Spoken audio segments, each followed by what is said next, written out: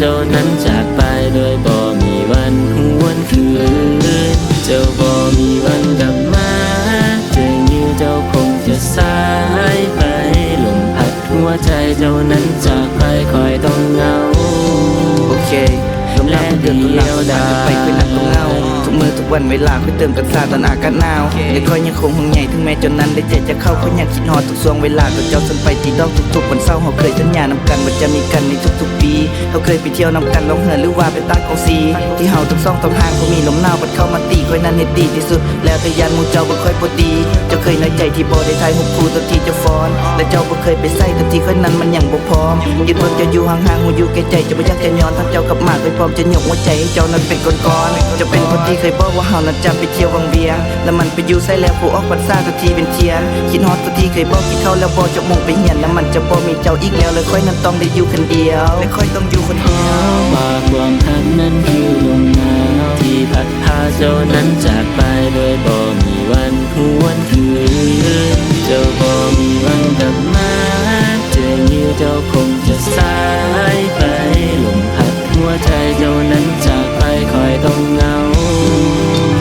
ลืมแลนเป็นเดียวดายหรือว่ามันฝนอีกที่เฮาสองคนต้องจากกับอาการซ้ำๆแบบนี้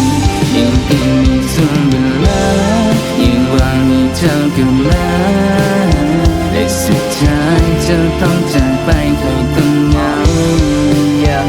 สายตาคนนั้นของยอมคงวนเวียนในความทรงจำคิดฮอดตอนที่ขี่รถออกเมืองสุดท้ายแล้วไปนำกันเจ้าเคยตักเตือนเคยบอกเคยซ่อนแต่ค่อยเองก็บ่ฟังผมรู้สึกตัวอีกเทื่อนึงเจ้าก็ไปเคยยื้อไว้แทบบ่ทันคิดฮอดสิ่งที่เคยว่าบ่เป็นหยังก็ปกติคิดฮอดรอยยิ้มของเจ้าแต่บ่สามารถที่จะใกล้ชิดเจ้าเองต้องเจ็บหัวใจจะบอกกลับไปหักอนุสิทธิ์และค่อยนั้นต้องเฮ็ดแนวได้เพื่อให้เจ้าบ่ได้รู้สึกผิดลมหนาวที่แล้วมันพัดเจ้ามาพร้อมกับความฮักแต่พอลมฝนกลับมามันพัดให้เจ้าต้องหันหลังกลับ